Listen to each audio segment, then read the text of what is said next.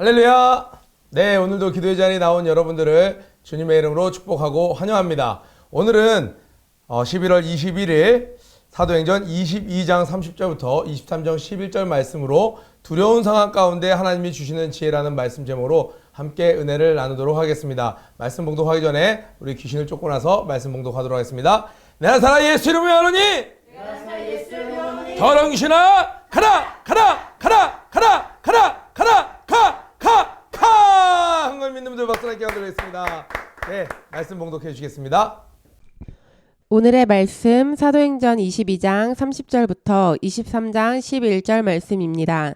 이튿날 천부장이 무슨 일로 유대인들이 그를 송사하는지 실상을 알고자 하여 그 결박을 풀고 명하여 제사장들과 온 공회를 모으고 바울을 데리고 내려가서 저희 앞에 세우니라. 바울이 공회를 주목하여 가로되 여러분 형제들아 오늘날까지 내가 범사의 양심을 따라 하나님을 섬겼노라 하거늘 대제사장 아나니아가 바울 곁에 섰는 사람들에게 그 입을 치라 명하니 바울이 가로되 회칠한 담이여 하나님이 너를 치시리로다.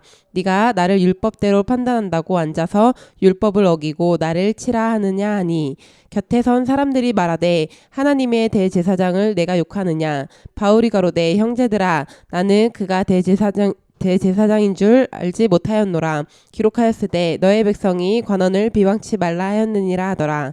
바울이 그 한 부분은 사두개인이요 한 부분은 바리새인인 줄 알고 공회에서 외쳐 가로되 여러분 형제들아 나는 바리새인이요 또 바리새인의 아들이라. 죽은 자의 소망 곧 부활을 인하여 내가 신문을 받노라. 그 말을 한즉 바리새인과 사두개인 사이에 다툼이 생겨 무리가 나누이니 이는 사두개인은 부활도 없고 천사도 없고 영도 없다 하고 바리새인은 다 있다 함이라.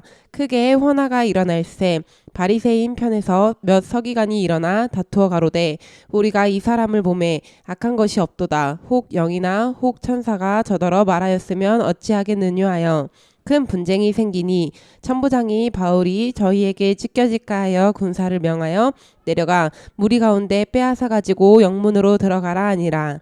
그날 밤에 주께서 바울 곁에 서서 이르시되 담대하라. 내가 예루살렘에서 나의 일을 증거한 것 같이 로마에서도 증거하여야 하리라 하시니라. 아멘. 네, 오늘 말씀은 30절부터 이어지네요. 이튿날 그러니까 회중들에게 말씀을 증거했더니 부형들아 하면서 바울이 예수 그리스도를 만났던 간증을 합니다. 그들이 소동이 나서 난리가 나니까 이제 이 군인들이 그를 다시 군영 안으로 넣어놨는데 그를 결박한 상태에서 도대체 바울이 무슨 잘못을 했는지 알 길이 없는 거예요. 그래서 이 사내들인 공의회 그 지도자들 사이에 이 바울을 다시 한번 데리고 가서 도대체 어떤 잘못이 있는지 이야기를 들으면서 알아보고자 했습니다. 자, 이튿날 천부장이 무슨 일로 유대인들이 그를 송사하는지 실상을 알고자 하여 지금 잡아다 놓긴 했는데 자기도 왜 잡아놓은지는 모르는 거예요. 저 사람들이 난리를 치고 있는데 도대체 왜 난리를 치는지 도대체 모르겠는 거예요. 이 천부장이 위에 보고를 하긴 해야 되는데 어떻게 보고해야 될지 모르겠는 거예요. 그래서 이 사내들인 공의회 사람들에게 어떤 일이 있는지 접선을 시켜주는 장면입니다.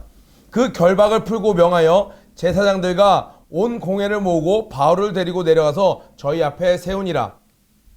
바울이 공회를 주목하여 가로되 여러분 형제들아 오늘날까지 한번 여기 가로쳐 보세요. 내가 범사의 양심을 따라 하나님을 섬겼노라. 내가 범사의 양심을 따라 하나님을 섬겼노라.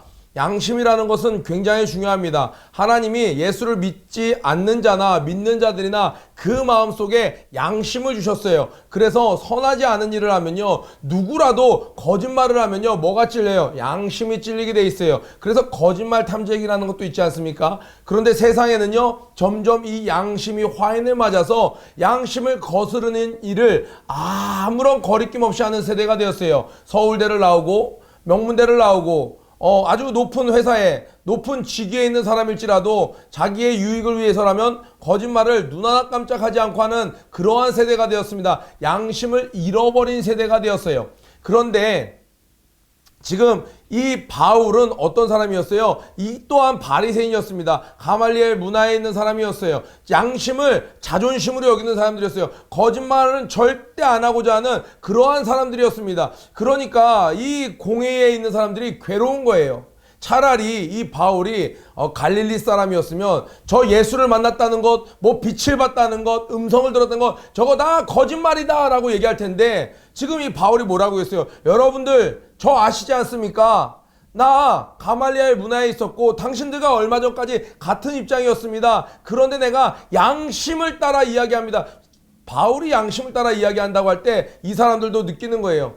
제가 거짓말을 할 사람은 아닌데, 저 아이가 거짓말할 사람은 아닌데 저렇게 당당히 이야기하니까 뭐가 있겠구나. 그런데 이 바리새인들은 이제 판단을 한 겁니다. 뭐라고요? 배신자다, 양심을 팔아먹은 자다. 어떻게 해요? 이방인들에게 인기를 끌기 위해서 할례를 받지 않아도 너희들 구원받을 수 있어. 이 유대교의 전통을 자신의 이익을 위해서 저버린 배신자, 양심도 팔아먹은 사람이라고 이들은 바울을 판단했습니다. 그런 바울이 나와서 나는 양심을 따라서 하나님을 섬겼습니다.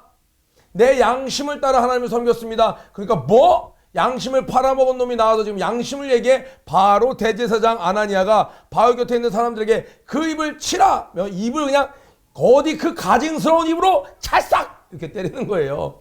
상황이 이해되십니까?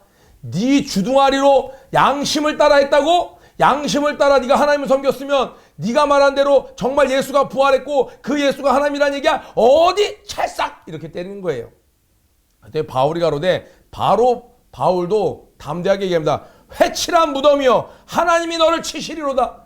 내가 양심을 따라 하나님을 섬겼다고 했는데 네가 나를 쳐? 하나님이 너를 치실 거야 라고 강력히 이야기합니다. 그런데 바로 네가 나를 율법대로 판단한다고 앉아서 율법을 어기고 나를 치라 하느냐? 이것들이 확인되지 않았어요. 내가 예수의 부활을 증언했으면 예수님을 정말 만난 사람들이, 아니면 예수님을 직접 모셔서 당신은 부활했습니까? 이렇게 법정 절차를 거쳐서 판결을 해야 되는데 네가 율법을 지킨다고 하면서 율법을 어기고 나를 치라 하느냐? 하나님이 너를 치시리로다. 바울이 막 지지 않죠. 당당하게 불같이 이야기를 하는 거예요. 그랬더니 거기 있는 사람들이 얘기해요. 곁에 선 사람들이, 아니 하나님의 대제사장을 네가 욕하느냐? 바울이 잽싸게 입장을 전환합니다. 바울이 가로되, 형제들아, 나는 몰랐다. 대제사장님인 줄 몰랐다. 하나님도 말씀하셨어. 관원들을 공경하라고. I'm sorry. 이렇게 이야기하는 거예요. 상황이 우스운 것 같지만 긴박한 상황 가운데 여러분 상황을 보세요. 하나님이 너를 치시리로다. 저 사람 대제사장입니다. 당신 대제사장을 저주하는 겁니까? 미안합니다 여러분. 대제사장인 줄 몰랐습니다. 취소. 예수 이름으로 취소. 이렇게 하는 거죠. 기록하였을 때 너의 백성의 관원을 비방치 말라 하였느니라 하더라. 여기까지가 오늘 한 챕터입니다. 그리고 나서 6절부터 또 살펴볼게요. 바울이 그 한 부분은 사두개인이요, 한 부분은 바리새인을 알고, 동그라미 쳐보세요. 여기에서는 알고는요, 그냥 이렇게 보고 1 더하기 1은 2야 이렇게 아는 게 아니라 이 상황을 파악했다라는 거예요. 이 관계를 파악했다라는 거예요. 한국말로 얘기하면요, 눈치껏 상황을 이해했다라는 거예요. 눈치를 보다 하면 우리는요 좀 얍삽한 느낌, 좀 뭐 눈치를 살피는 사람은 좀 머리 굴리는, 잔머리 굴리는 사람, 그리고 눈치 없는 사람은 우직한 사람, 곰 같은 사람, 순진한 사람. 근데 하나님의 사람은요, 하나님이 주시는 지혜에 따라 눈치가 있어야 됩니다. 하나님이 주시는 인사이트가 있어야 돼요. 하나님이 지금 딱 보니까 사두개인과 바리새인들이 이 공의 안에서 가장 커다란 경쟁 세력이에요. 그런데 이 경쟁 세력에 대한 설명을 지금 오른 페이지에 아주 잘 해놨죠. 사두개인은요, 예전에 예루살렘이 이제 나라를 이루었을 때 왕족이었던 그 사독 제사장들의 후예들이에요. 그러니까 이 제사장들이 너무나도 변질되면서, 그러나 왕족 중심의 생활하다 보니까 이 땅에 있는 동안은 부족함이 없는 거예요.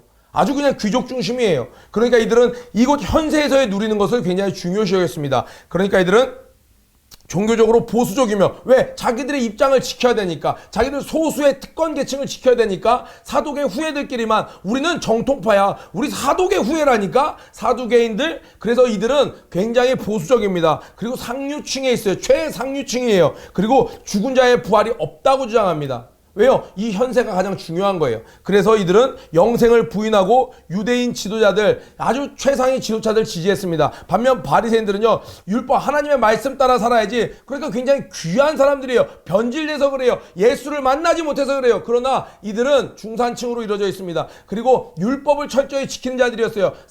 최상류층과는 반대 입장이었어요. 그러니까 유대인 지도자를 따르지 않아. 그러나 이들은요, 죽은 자의 부활을 믿었어요.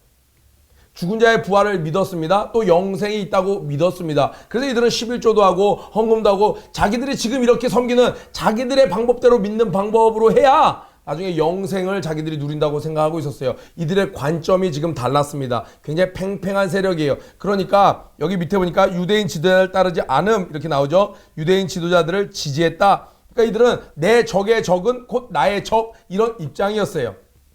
자, 이런 상황 가운데 바울이 딱 보니까 사두개인과 지금 바리새인이 있는 거예요. 아, 이들은 지금 부활이 있다 없다 또 지금 내세가 있다. 그러니까 죽은 자의 부활이 있고 천국이 있다. 이것으로 의견이 완전히 다른 사람들이었어요. 바울이 눈에 그게 딱 보인 거예요. 그래서 바울이 그 상황을 어떻게 이야기하냐. 여러분, 내가 지금 이곳에서 어려움을 겪는 이유는 나는 부활이 있다고 이야기했습니다. 나는 영생이 있다라고 이야기했습니다. 그것 때문에 내가 이런 어려움을 겪습니다. 그랬더니 바리새인들이 뭐 영생이 있다고? 그 부활이 있다고? 왜 맞는 말 했는데 사두개인들은 난리가 났습니다. 뭐라고? 영생이 있다고 부활이 있다고? 말도 안 돼. 그래서 둘이 막 치고받고 싸우는 거예요. 그러한 상황이 바로 이어지고 있는 거예요. 9절에 크게 헌화가 일어날세 바리새인 편에서 몇 서기관이 일어나 다투어 가로되 우리가 이 사람을 보매 악한 것이 없도다. 바리새인들이 나서서 얘기하는 거예요. 우리가 바울 보니까 부활이 있다 하고 영생이 있다 하는데 영원히 사는 인생이 있다고 하는데 우리가 보니까 잘못한 게 없어. 혹 영이나 혹 천사가 저더러 말하였으면 어찌하겠느냐 하며 이게 무슨 말이냐면요. 바울이 뭔가 빛을 봤다라는 거예요. 그리고 소리를 들었다라는 거예요. 부활한 예수 그리스도의 음성을 들었다고 하는데 그래 그게 예수는 아닐 수도 있어. 근데 만약 그게 진짜 천사의 소리였으면 어떡할 거야? 혹 어떤 영의 소리였으면 어떡할 거야? 하나님의 음성이었으면 어떡할 거야? 막 하면서 혹시 그가 진짜 들은 것이 사실일지도 몰라 라고 하면서 막 바울 편을 막 들어주는 거예요. 그러니까 이들이 막 난리가 난 거죠. 큰 분쟁이 생기니 천부장이 바울에게 저희에게 어떻게 해요? 찢겨질까 해요.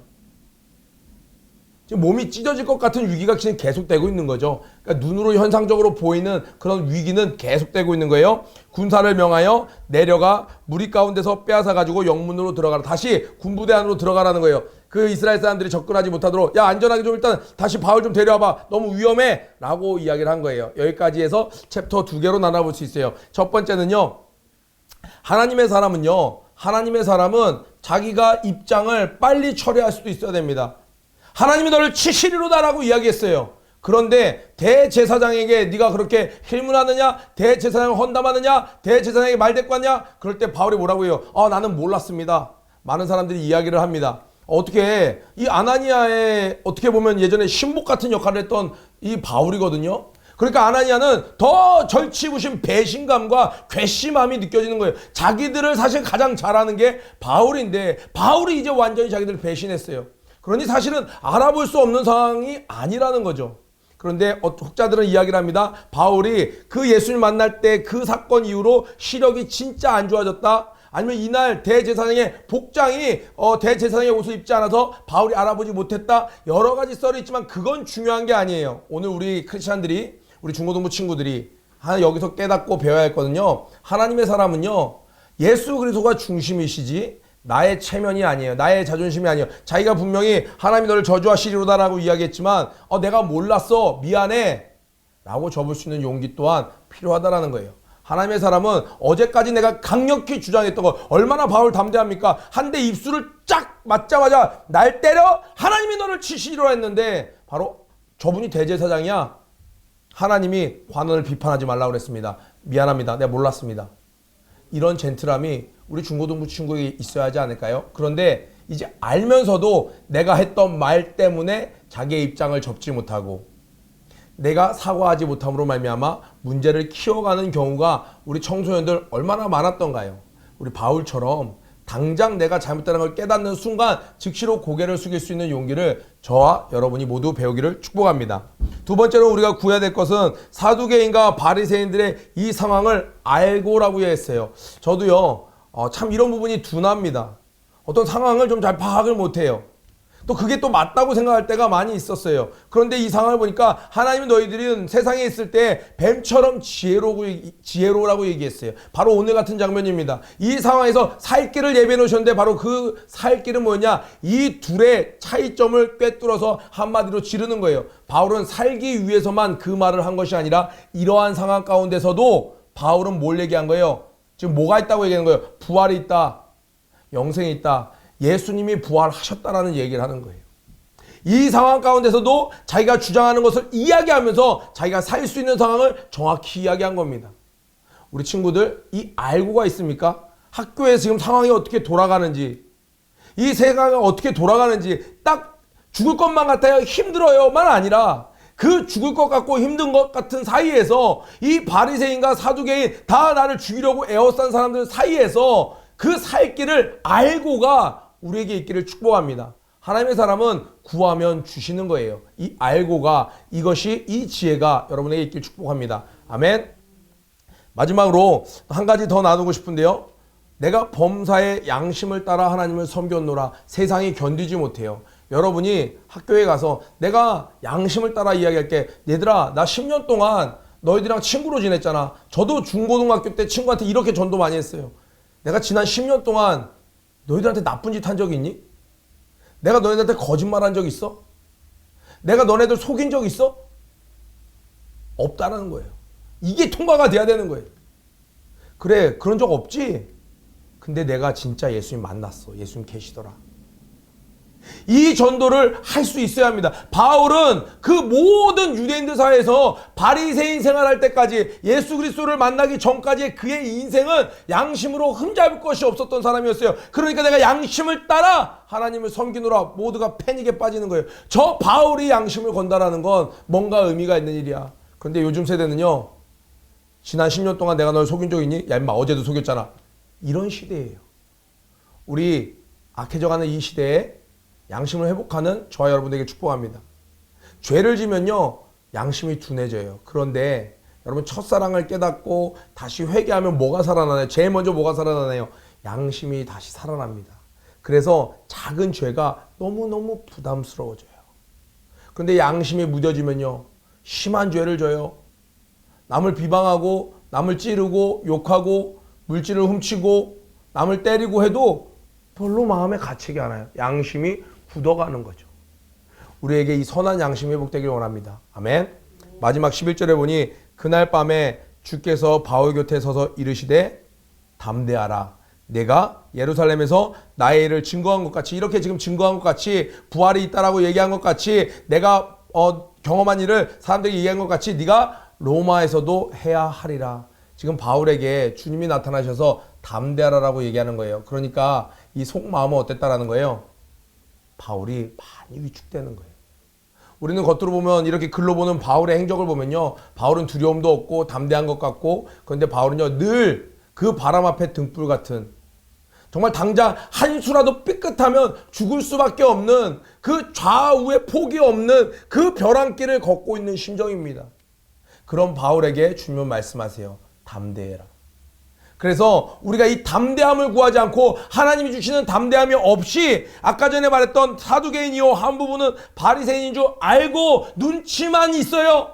담대함은 없으면 우리는 비겁한 사람이 됩니다. 기회주의자가 될 거예요. 그러나 세상을 분별할 줄 아는 그 지혜와 그 알고와 하나님이 주시는 담대함이 있으면 우리는 세상의 빛과 소금의 역할을 감당할 수 있습니다. 우리 또한 바울의 뒤를 잇는, 목사님의 뒤를 잇는 그러한 제자 되기를 주님의 이름으로 축복합니다. 두려운 상황 가운데 하나님이 주시는 지혜. 여러분, 두려운 상황 가운데 있습니까? 지혜를 주시는 하나님을 바라보시고 담대함을 주시는 하나님을 바라보시길 주님의 이름으로 축복합니다. 우리 구호 외치고 아침 기도에 마치도록 하겠습니다. 고 준비! 런 앤 플레이! 시작! 모든 일에 전심전력하는 하루가 되자 모두 다 화이팅! 안주가 승리하세요.